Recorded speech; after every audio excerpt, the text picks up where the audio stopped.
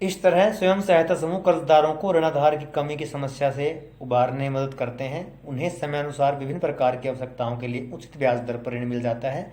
इसके अतिरिक्त यह समूह ग्रामीण क्षेत्रों के गरीबों को संगठित करने में मदद करते हैं। इससे न केवल महिलाएं आर्थिक रूप से स्वावलंबी मतलब अपने पांवों पर खड़ी होती है, बल्कि समूह की नियमित बैठकों के जरिए उनको एक आम लोगों को एक मंच मिलता है, एक स्टेज मिलता है, जहां वो तरह तरह के सामाजिक विषयों के ऊपर, जैसे स्वास्थ्य, पोषण, घरेलू हिंसा आदि के ऊपर आपस में चर्चा कर सकते हैं। इसके अलावा अब देखिए बांग्लादेश का ग्रामीण बैंक। बांग्लादेश ग्रामीण बैंक का उचित ब्याज दरों पर गरीबों की ऋण जरूरतों को पूरा करने का एक बड़ा सफल इतिहास रहा है। तो बांग्लादेश के अंदर क्या है, ग्रामीण बैंक है वो शुरू किया गया। इसकी शुरुआत 1970 में एक छोटे पैमाने से, छोटे से स्केल से शुरू हुई। वर्ष अक्टूबर 2014 में ग्रामीण बैंक के अब 8.63 लाख सदस्य हैं, जो बांग्लादेश के 81,390 गाँवों में फैले हुए हैं। इससे ऋण लेने वाली ज़्यादातर महिलाएं हैं, जिनका संबंध समाज के गरीब वर्ग से है, तबके से हैं। इन कर्जदारों ने दिखा दिया है कि न केवल गरीब महिलाएं भरोसेमंद कर्जदार हैं, बल्कि वे विभिन्न तरह की छोटी आय वाली गतिविधियों को सफलतापूर्वक शुरू करने और चला सकने में भी सक्षम है।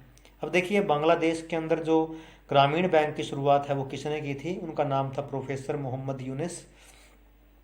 प्रोफेसर मोहम्मद यूनिस ने की थी, जिनको ग्रामीण बैंक की स्थापना के लिए 2006 में शांति के लिए नोबेल पुरस्कार भी उनको दिया जा चुका है। तो बांग्लादेश के अंदर ग्रामीण बैंक की स्थापना करने वाले ये व्यक्ति थे, जिनका नाम था प्रोफेसर मोहम्मद यूनिस, जिनको 2006 में शांति के लिए नोबेल पुरस्कार से सम्मानित किया जा चुका है।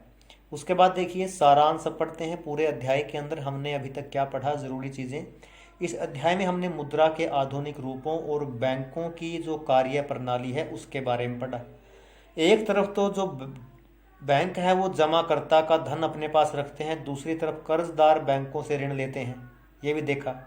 आर्थिक गतिविधियों के लिए ऋण की जरूरत होती है, जैसा कि हमने देखा कि ऋण के सकारात्मक प्रभाव भी हो सकते हैं, लेकिन कुछ परिस्थितियों में ये कर्जदार का जो स्थिति है उसको बदतर कर सकते हैं।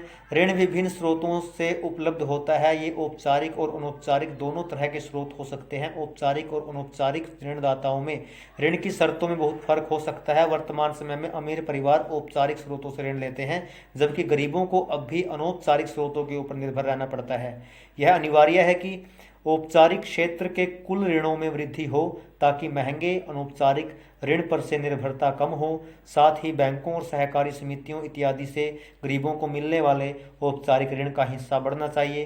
ये दोनों कदम विकास के लिए जरूरी है। तो कहने का मतलब क्या है कि हमारे देश के अंदर अभी भी अधिकतर जो लोग हैं वो ऋण के अनौपचारिक स्रोतों के ऊपर निर्भर है। तो सरकार को चाहिए कि जो औपचारिक जो स्रोत हैं उनका विस्तार किया जाए, ग्रामीण क्षेत्रों में भी उनका विस्तार किया जाए, ताकि अधिक से अधिक जो लोग हैं वो ऋण के औपचारिक स्रोतों से ऋण ले सके, ताकि उनको जो ऋण है वो सस्ता पड़े। अगर वो ऋण सस्ता पड़ेगा तो उनको लाभ क्या होगा, अधिक होगा।